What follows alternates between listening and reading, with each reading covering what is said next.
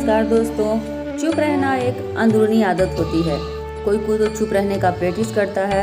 चुप रहना एक कला है। चुप रहने से आदमी दूसरों की बातों को सुनता है, सीखता है।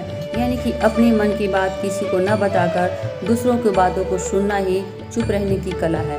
कुछ अलग सीखना ही चुप रहने की कला है। अगर हम किसी की बात को सुनते हैं तो सुनने के दौरान हम जो भी सुनते हैं या तो उसमें सीखते हैं या फिर अपने आप को सुधारते हैं कि अगर उसने इस तरह बोलने के लिए अपने जो कौशल को खर्च किया है उसमें से क्या क्या गुण छिपे हैं, क्या क्या अवगुण छिपे हैं। चुप रहने से सबसे बड़ा होता है कि हम बाहरी लोगों की बातें जानते हैं, अपनी बातों को कम रखते हैं। ज़रूरत पड़े वहाँ बोलिए, जहाँ ज़रूरत ना हो वहाँ तौल के बोलिए, और जहाँ तक कोशिश करें कि अपनी बातों को कम रखें। अगर ज़रूरत हो तो किसी कार्य में या किसी भी सहायता लेने में ही आप ज़्यादातर अपनी बातों को रखें। चुप रहना एक अंदरूनी कला है। यह सबकी बस की बात नहीं है, लेकिन कुछ आदतें ऐसी होती है जिससे हम चुप रहकर और सीख सकते हैं। प्रतिदिन उसके लिए हमें कुछ न कुछ अलग करना होगा और प्रतिदिन हम कुछ अलग करके सीख सकते हैं। चुप रहने से आदमी को अंतरात्मा में शांति रहती है। वह अपनी बातों को कहकर दूसरों के प्रति खिल्ली नहीं उड़ाता। वह दूसरों के बारे में सोचता है, ज़्यादा समय दे पाता है। इसलिए चुप रहने की कला का अलग अलग हम तरह बताएंगे। इससे हम कैसे सीख सकते हैं, चुप रहने से हमें क्या फ़ायदे हैं और क्या नुकसान होते हैं, हम इस वीडियो में पूरा तरह जानेंगे। शांत और चुप रहने से हमें ज्ञान का प्रसार होता है। यानी कि हम जब दूसरे की बातों को सुनते हैं तो हमें ज्ञान प्राप्त होता है, और ज्ञान के साथ साथ ये मालूम पड़ता है कि उसके अंदर कितने गुण भरे होते हैं। यहाँ तक कहें कि अगर हम किसी की बातों को ध्यान से सुनते हैं, समझते हैं, तो हमें सीखने का भी मौका मिलता है। बातों को वहीं पर बोलें जहाँ पर ज़रूरी हो। यानी कि बात करते समय सोचे समझें, क्या यह बोलना ज़रूरी है, क्या इसे बोलने से किसी पर प्रभाव तो नहीं पड़ेगा, क्या इसका गलत इफेक्ट किसी पर पड़ सकता है। बोलें जब अपनी काम निकालनी हो, अपने आप को ज़रूरत हो तो बोलें, लेकिन सोच समझ के बोलें। ज़्यादा बोलने वाले लोगों की अहमियत नहीं होती है।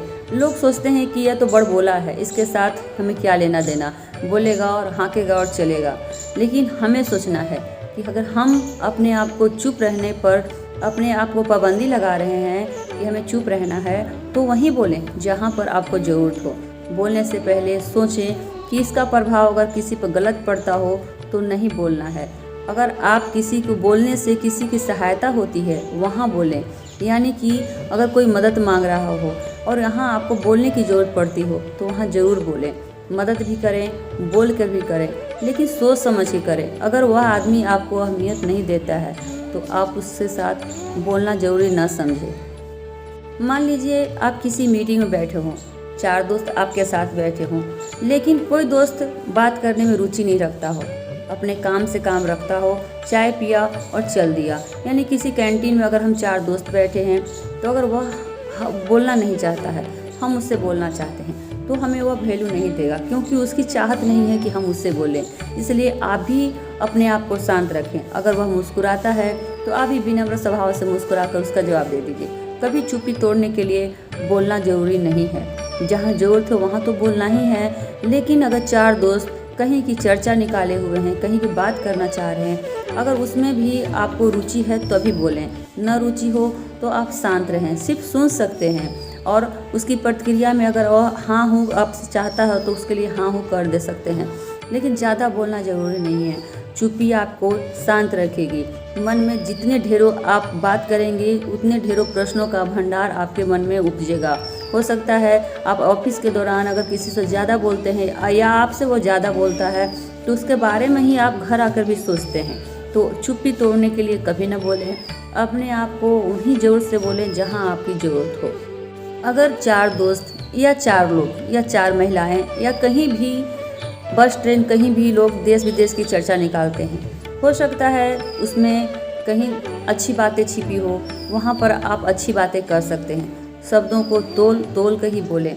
आपको लगना चाहिए कि आप जो शब्द निकाल रहे हैं अपने मुंह से वह शब्द सटीक है, लोगों को प्रभाव में डाल सकता है, तभी उन बातों को निकालें। मैं नहीं कहती कि ज़्यादा नहीं बोलना है, बोलना है, क्योंकि एक नेता अगर भाषण नहीं देगा तो वहाँ की जनता कैसे प्रभावित होगी। बोलना तो है, लेकिन नेता के कहीं एक एक शब्द पर प्रभाव पड़ता है, इसलिए वह जो भी बोलता है उससे पहले उसे लिखना, सीखना, बोलना, उसे प्रैक्टिस करना पड़ता है, क्योंकि जनता को प्रभावित करना है। इसी तरह हमारे जीवन में भी है। अगर हम बोलना चाहते हैं तो हमें भी सोचना चाहिए, क्या हम अगले आदमी को, अपने जो आदमी मेरे साथ बैठा है उसको क्या हम प्रभावित कर पाएंगे, या फिर जो भी हम बात कह रहे हैं क्या वह उसके कहने लायक सटीक है। कोई घरेलू बात होती है जिससे सिर्फ हम निजी दोस्तों को ही बताते हैं, बाहरी आदमी को नहीं बताते हैं। उसमें सोचना चाहिए कि अगर हम अपने किसी भी निजी बात को अगर किसी की शेयर करते हैं तो क्या वह मेरी बातों को सेपरेट रख पाएगा या फिर वह किसी को कह न दे, क्योंकि जो बात सार्वजनिक हो जाती है उससे फिर दोबारा लौट पाना मुश्किल हो जाता है। इसलिए सोच समझ के अपनी बातों के कहें। कहीं भी अपनी पत्नी के बारे में कहना हो, अपने बच्चे के बारे में कहना हो तो इस पर ध्यान रखें कि पत्नी के बारे में जो भी कह रहे हैं वह शिकायत न हो, क्योंकि आप एक बार पत्नी को शिकायत करते हैं, अगला आदमी आपसे कुछ जोड़ देता है तो हो सकता है घर के मामले में आप लड़ाई का मामला फैल जाए, या फिर किसी भी भाई बहन की बात हो, किसी भी रिलेशन की बात हो, अगर आप उसकी शिकायत करते हो, अगला आदमी वही आकर आपके घर में जोड़ देता है तो हो सकता है घर में कलह का भंडार बन जाए। इसलिए सोच समझ की सारी बातें कहनी चाहिए, सटीक बातें कहें और दूसरों को प्रभाव में लाने के लिए कहें। अपने काम को अगर किसी से करवाना है तो उसे समझाते हुए, सही रास्ता बताते हुए, सत्य की जानकारी देते हुए और उससे तोल कर ही बोलें, क्योंकि हो सकता है आपको काम में वह रुचि नहीं रखता हो, आपके काम को वो नहीं करना चाहता हो, फिर भी अगर प्रभाव पड़े, जहाँ तक कोशिश करें कम बोलकर और सटीक बातों को बोलकर अपनी बातों को रखें। चुप रहने की आदत डालने के लिए बहुत कोशिश करनी पड़ती है। कोशिश तो हजारों हैं, लेकिन इसे रेगुलर करना पड़ेगा। और हम अगला स्टेप है, अगर हम बातें करते हैं, किसी से भी बोलते हैं तो समय का जरूर ध्यान रखें। हो सकता है कोई व्यक्ति आपसे बात कर रहा हो या आप उससे बात कर रहे हो, लेकिन कुछ ही पल में वह आपकी ओर ध्यान देना बंद कर देता है, आपकी बातों में रुचि रखना बंद कर देता है। हो सकता है 20-25 सेकंड आप बोल रहे हो और आपके बोलने के ही कुछ समय बाद वह इधर उधर देखने लगता है, तो आपको समझ जाना चाहिए कि वह आपकी बातों में रुचि नहीं रख रहा है। हो सकता है वह अपनी बात आपसे कुछ कहना चाहता है, तो आप उसकी बातें सुनें, अपनी बातें कम से कम कहें। और हो सकता है समय का ध्यान भी रखें, क्योंकि हर किसी का समय मूल्यवान होता है। कोई आपकी बात को सुनकर आपका समस्या तो हल नहीं कर सकता, लेकिन आपका मन जरूर हल्का होता है कि मैंने अपनी बात उनसे कही। लेकिन हो सकता है कि वह आपकी बातों को ध्यानपूर्वक नहीं सुनता हो, क्योंकि उसे और भी काम होते होंगे, या फिर आपसे वो भी कुछ कहने आया होगा। इसलिए अपने बातों को कम करें, समय का ध्यान रखें। 20 सेकंड बाद, 30 सेकंड बाद, 40 सेकंड बाद अगर अगला आदमी आपकी बातों को ध्यान नहीं देता है या वो अब कहीं जाने की तैयारी करता है, तो आप भी उससे आग्रह कर सकते हैं कि वो अपनी बात, जो भी बात आपसे कहने आया हो, बस उससे वह कहे और आप उसकी बातों को ध्यानपूर्वक सुनें। तभी हो सकता है आप बोलने की आदत कम डाल सकते हैं। चुप रहने की प्रक्रिया में समय का ध्यान जरूर रखें, तभी आदत बन सकती है आपको भी चुप रहने की, कम बोलने की। समय का ध्यान जरूर रखें, अगले आदमी का हर बात सुनें, अगले पर्सन जो भी आपसे कहते हैं, समस्या कहते हैं, उसे हल करने का वादा भी करें, उसे ये सहायता करने का कहें कि हो सकता है मुझसे जो बन पड़ेगा मैं करूँगा, आपके लिए मैं समय दूंगा, आपके लिए मैं भी सोचूंगा। तभी उसको लगेगा कि आपने उसके लिए, उसकी बातों को समय पर वैल्यू दिया है। हो सकता है आपकी बातों को भी वह वैल्यू दे सकता है। कभी कभी ऐसा होता है कि किसी पार्टी में हमें बोलने का मौका मिलता है। हमने देखा होगा भाषण देते समय लोग ज़रूरत से ज़्यादा बोलते हैं। लोग जो पसंद पड़े उस पर तालियां बजती है, जिस पर न पसंद पड़े वो लोग वहाँ से ज़्यादा घिसकने लगते हैं। इसलिए उसमें क्या होता है कि बोलने की जो आदत होती है वह लापरवाह होती है, यानी कि सटीक बात नहीं होती। बोलते समय लोग बड़बोला ही बोलते जाते हैं। नहीं, ऐसा नहीं करना है। बोलते समय सोचना है। अगर हम किसी पार्टी में जा रहे हैं तो उस पार्टी के दौरान क्या बोलना है उसके लिए पहले से तैयारी करें। जो बातें आप बोलने लायक हो उसी को बोलें, जिससे लोग प्रभावित हों। यानी कि सामाजिक बेचैनी अगर आपके अंदर है कि मैं आज क्या बोलूँगा, मुझे तो चुप रहने का आदत डालना है और मुझे कम भी बोलना है, लेकिन उसमें भी संक्षिप्त बात आप लिख कर बोल सकते हैं। जो ज़रूरी बातें होंगी उसकी तैयारी आप कर सकते हैं और उतनी ही बातें आप लिखें। जितनी बातें अगले आदमी यानी पार्टी के दौरान या किसी फंक्शन के दौरान या फिर किसी भी बड़े बड़े जो होते हैं कारोबारी अपने कारोबार को बढ़ाते हैं, उसमें बोलने के दौरान उसमें क्या बोलना है, क्या क्या डालना है, ये सारी बातें संक्षिप्त रूप में पहले से ही तैयारी कर लें।